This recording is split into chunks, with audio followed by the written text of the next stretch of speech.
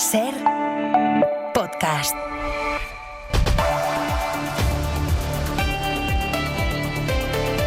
Pedro Sánchez marca distancias con Santos Cerdán y asegura que el gobierno ha actuado con contundencia ante la trama de corrupción de la que hoy hemos conocido más detalles. Un nuevo informe de la UCO otorga a Cerdán un papel de enlace entre el gobierno y Acciona y asegura que a cambio, tanto él como su familia se beneficiaron de las supuestas mordidas que pagaba esta constructora. Hace unos minutos preguntaban al presidente por estas informaciones y él desde la Moncloa respondía lo siguiente. Desde el primer minuto que se conocieron todo este tipo de situaciones, este caso, lo que hemos hecho ha sido, uno, colaborar con la justicia, dos, actuar con contundencia y por tanto eso es lo que estamos haciendo y ahora tenemos que dejar a la justicia trabajar y es el tiempo de la justicia. Nosotros hemos hecho y hemos asumido esa responsabilidad política, hemos actuado de manera contundente y vamos a esperar efectivamente al desarrollo de esas investigaciones judiciales. Pues enseguida entramos al detalle de este informe de la UCO, pero antes el tiempo y mucha atención porque viene frío. Jordi Carbó, buenas tardes. Buenas tardes. De entrada esta próxima noche, mañana a primeras horas, vamos a tener temperaturas propias para las fechas, que ya es mucho. Es decir, helada en prácticamente todo el interior peninsular y frío también en puntos costeros. Mañana en general día soleado, pero con tormentas todavía en Baleares y chubascos en el Cantábrico. Y como la temperatura irá bajando, mañana a última hora la cota de nieve en el Cantábrico ya estará por debajo de los 1000 metros. Gracias, Carbó. Y hoy juega España y eso quiere decir que a partir de y media llega Carrusel. Jesús Gallego, hola de nuevo. Buenas tardes. El último partido de clasificación para el Mundial. Tenemos que perder por 7 goles para no estar clasificados, es decir, la cosa está hecha. Cambios en el equipo de La Fuente. Unai Simón en la portería, Llorente, Cubarsí, Laporte y Cucurella en defensa, Alex García, Fabián y Merino en el centro del campo. Arriba juegan Oyarzábal, Dani Olmo y Jeremy Pino. La otra noticia del día, Carlos Alcaraz, lesionado, no disputará la fase final de la Copa Davis con el equipo español. ¿Te imaginas, Gallego, que caigan 7? No me lo puedo imaginar. No va a pasar. Gracias, Gallego. Hasta luego. Empieza ahora 25. Y vamos ya con el detalle del informe de la UCO que sitúa a Santos Cerdán como el enlace entre el gobierno y Acciona para el supuesto amaño de obras públicas a cambio de mordidas. En ese informe la Guardia Civil apuntala el vínculo de Cerdán con la empresa navarra Servinávar y se señala que el exsecretario de Organización del PSOE utilizaba esa compañía para cobrar las comisiones del 2% que presuntamente le pagaba Acciona. ¿Qué hacía supuestamente Cerdán? Pues utilizaba ese dinero para pagar el alquiler de su piso, comidas, cenas, gastos suyos, de su mujer, de su hija. De hecho, Cerdán tenía una tarjeta de crédito de empresa que estuvo utilizando hasta el día antes de la detención de Koldo García.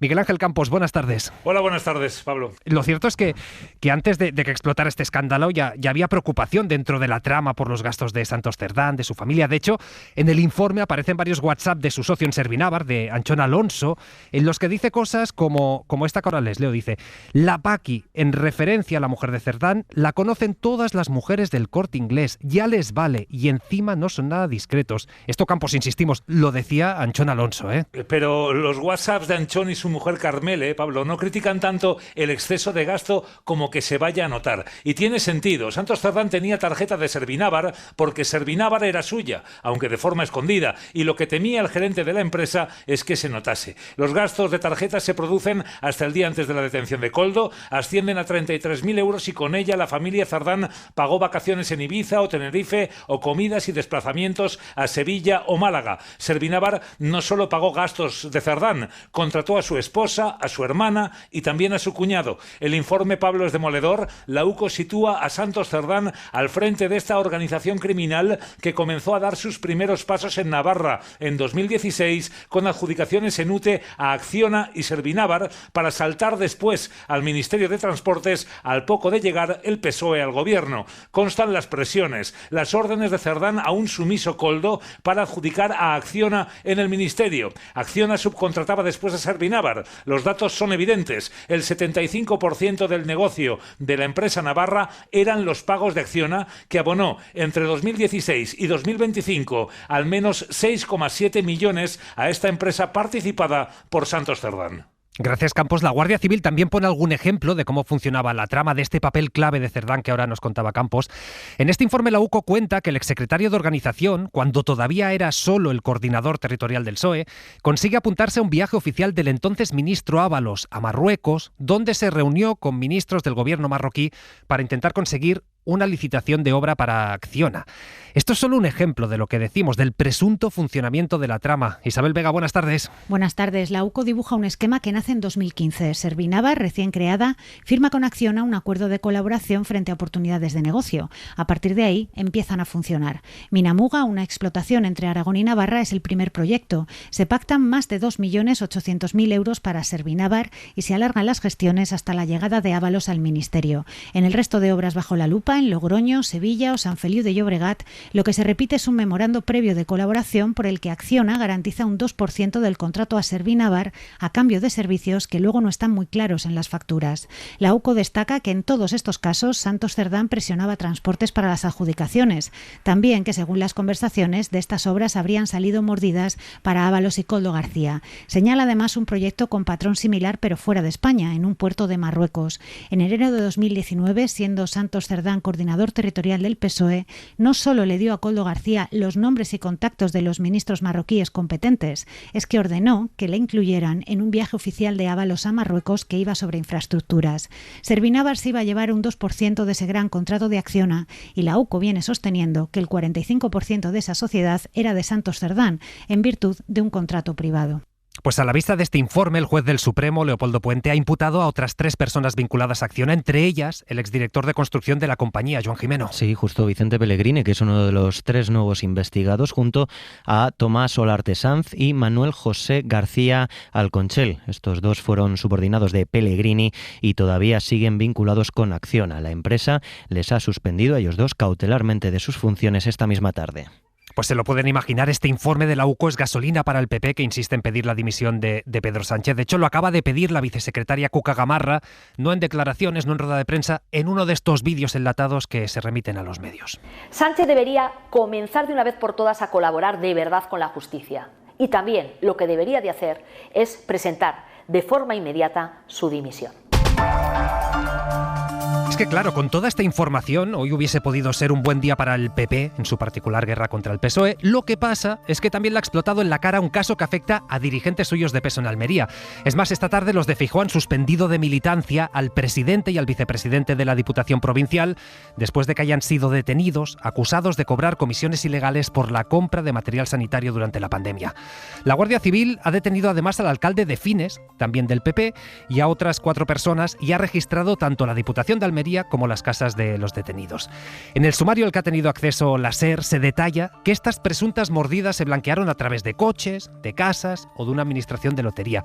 Una investigación que comenzó a raíz de las escuchas de otro caso relacionado con el tráfico de armas y drogas en Cataluña, Pedro Jiménez. Un juzgado de Barcelona que investigaba una organización criminal por tráfico de drogas, tenencia ilícita de armas o extorsión descubrió, gracias a las comunicaciones en Encrochat que intervino, que uno de sus miembros, Kilian López, fue el que se había adjudicado el contrato de la Diputación de Almería, 2 millones de euros por mascarillas en lo peor de la pandemia. López presumió en esas comunicaciones de que acababa de hacer una operación de 2 millones pegando un pepinazo al precio de las mascarillas y que los de Almería se habían quedado con 400 y él con otros 400. 400.000 euros que presuntamente recibió Óscar Liria, ex vicepresidente de la Diputación, y que según los investigadores se habría repartido ese botín con Fernando Jiménez, vicepresidente actual, y Javier Aureliano García, presidente de la Diputación y del PP en Almería. Liria, el presunto cabecilla de la trama, blanqueó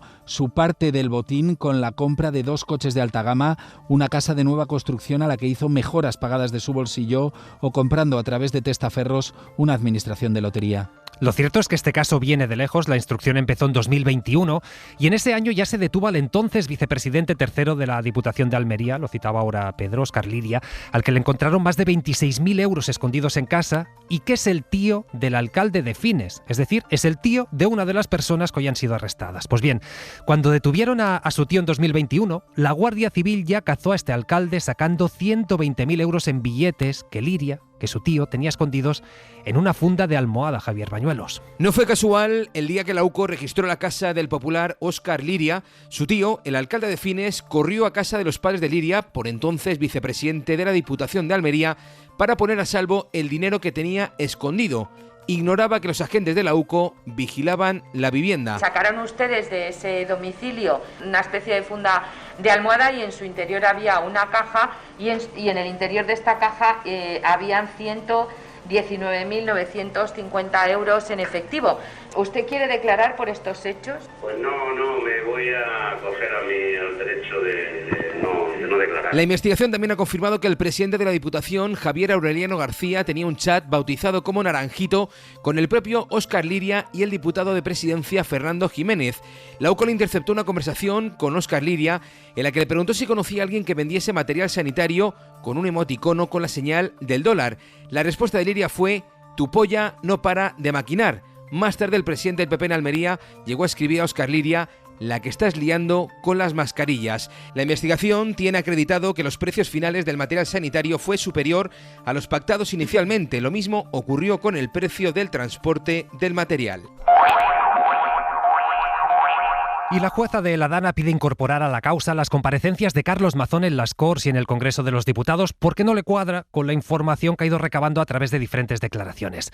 Esto es lo judicial, pero es que en lo político el PP ya tiene casi cerrado el acuerdo con Vox para investir a Juanfran Pérez Llorca en el Parlamento valenciano. De hecho, el sucesor de Mazón va a registrar mañana mismo su candidatura. Radio Valencia, José Forés Romero. Y es que mañana es el último día de plazo para la presentación de candidaturas, pero por el momento tampoco se ha hecho público el resultado de las negociaciones entre PP y Vox para cerrar el que sería el tercer pacto de esta legislatura entre ambas formaciones, tras el que permitió elegir a Mazón presidente y aprobar los presupuestos autonómicos de 2025. Vox asegura que no está cerrado. Pepa Millán. Y registra la candidatura porque termina el plazo, pero eso no significa que haya todavía nada cerrado. Y desde el PP no desvelan el contenido de las negociaciones. Dice Esther Muñoz que eso le corresponderá a Juanfran Pérez Llorca. Pero me va a permitir que sea el próximo presidente de la Generalitat en su investidura quien determine cuál ha sido ese acuerdo programático y no esta humilde portavoz del Congreso de los Diputados. El jueves se reunirá la Junta de Portavoces para tratar la fecha de celebración del pleno de investidura, que se celebrará la semana que viene. Hoy además Feijóo ha confirmado que el PP también trabaja en el relevo de Mazón, no solo al frente de la Generalitat Valenciana, sino también al frente del partido en esa comunidad. El señor Mazón, en el momento en el que presentó su dimisión como presidente de la Generalitat, puso su cargo a disposición del partido. Me notificó que entendía que tenía que dejar la presidencia del partido y yo estoy de acuerdo. Y por tanto, en las próximas semanas, espero que una vez finalice la investidura del nuevo presidente de la Generalitat, hagamos el relevo adecuado en el partido. Y Zelensky ha conseguido lo que ha venido a buscar a España, que es más apoyo militar y económico para hacer frente a Rusia, sobre todo ahora que llega el invierno. Pedro Sánchez se ha comprometido con él esta tarde en la Moncloa a movilizar más de 800 millones de euros para la reconstrucción y para armar a Ucrania. Pablo Morán, buenas tardes. Hola Pablo, buenas tardes. Son 817 millones, para ser exactos. Una cifra que se puede desgranar en los siguientes conceptos. Serán algo más de 200 millones destinados a la reconstrucción del país cuando finalice la guerra y el resto para armar a Ucrania, como decías, para movilizar de forma inmediata en el próximo mes en apoyo militar, incluidos 100 millones para la adquisición urgente de armamento norteamericano, fundamentalmente defensas que ayuden a frenar la actual ofensiva rusa contra las infraestructuras energéticas de Ucrania. Cifras con las que, según Pedro Sánchez, España demuestra un compromiso firme, total y a largo plazo con Ucrania y en particular con Zelensky, al que ha brindado un cerrado apoyo en un momento especialmente difícil para el líder ucraniano en lo militar y en lo político. Quiero que sepas y quiero que sepan también los ciudadanos y ciudadanas de Ucrania que los corazones de los españoles y españolas están con vosotros y que nuestras manos también lo estarán hasta que se alcance una paz justa y duradera y, por supuesto, también el horizonte europeo de Ucrania, su pertenencia a la Unión Europea, a la familia a la que quieren pertenecer. Además, las delegaciones de ambos países han firmado acuerdos bilaterales, nuevos acuerdos en materia económica, financiera, industrial, empresarial y en la lucha contra la desinformación rusa. De aquí, Zelensky se va a Turquía para participar en una nueva ronda de contactos en la que se intentará revivir las negociaciones de paz, aunque Rusia ya se ha desmarcado. Y en algún momento de las próximas horas, la Cámara de Representantes de Estados Unidos va a votar una ley que pide desclasificar toda la información relacionada con el caso Epstein y su red de pederastia. En campaña se acordarán, Trump se comprometió a hacerlo todo público, pero después cambió de idea cuando se le fue relacionando con este pederasta multimillonario.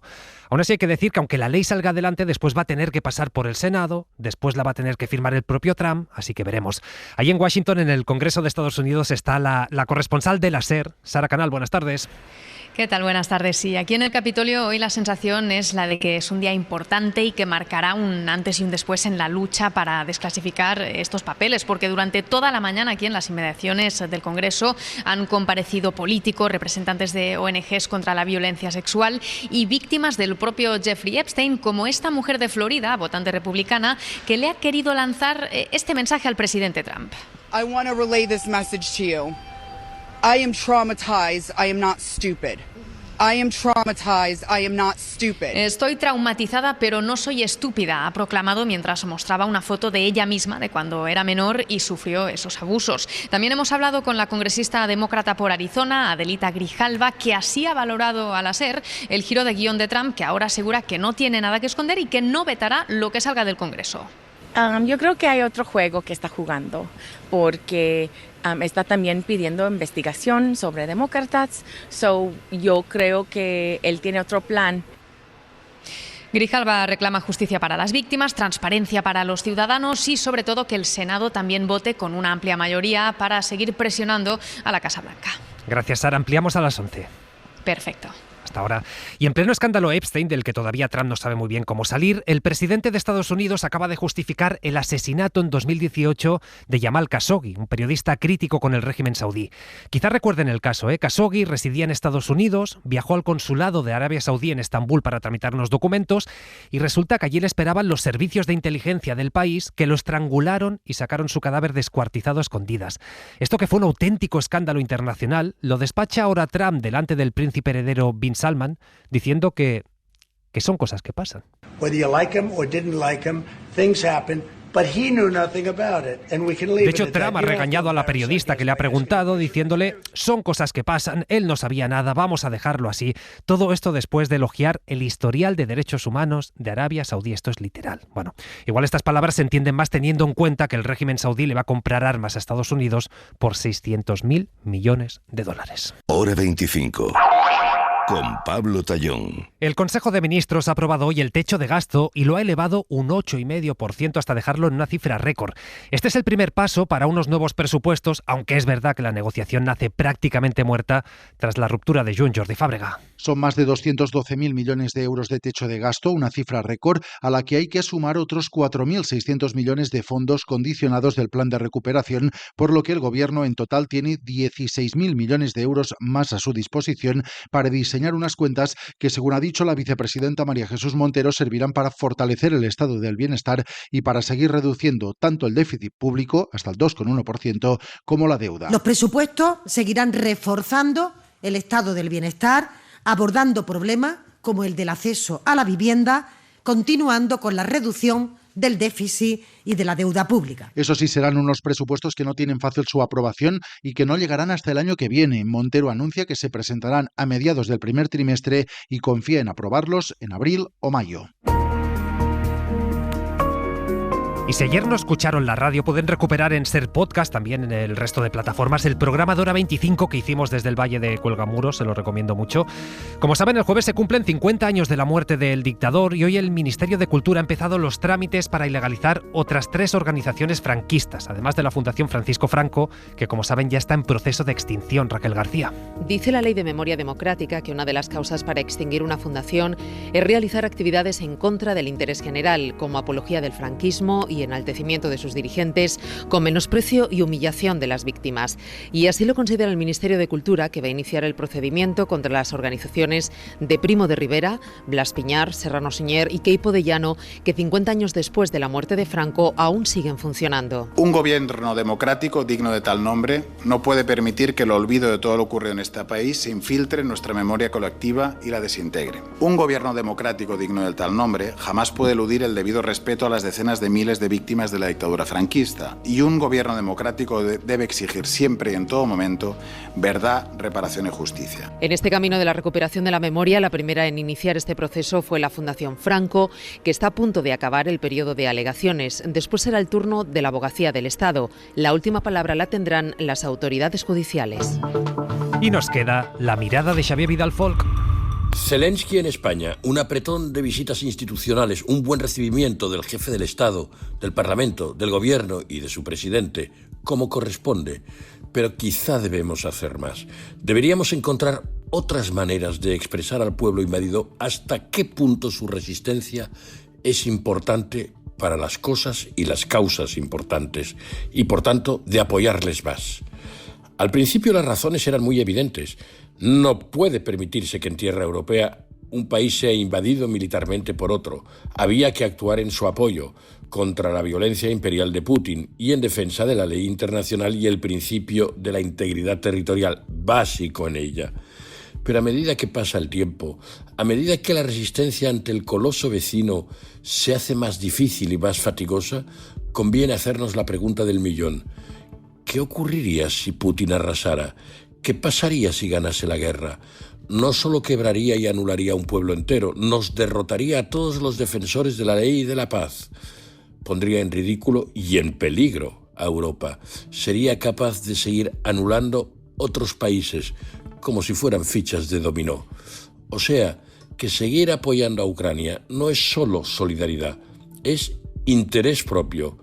¿Queremos seguir viviendo en libertad o bajo el yugo de un déspota impuesto a sangre y fuego? Para no perderte ningún episodio, síguenos en la aplicación o la web de la SER, Podium Podcast o tu plataforma de audio favorita.